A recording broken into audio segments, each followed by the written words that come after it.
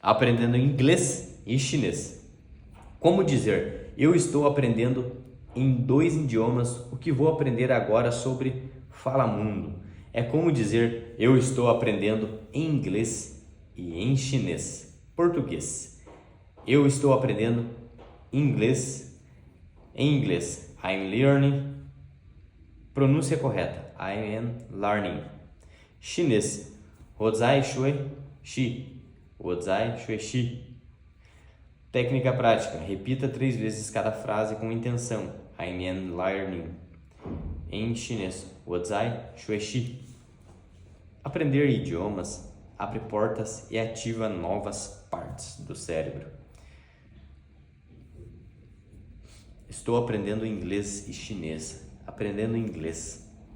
I'm learning. Estou aprendendo. I'm learning. I'm learning. I'm learning.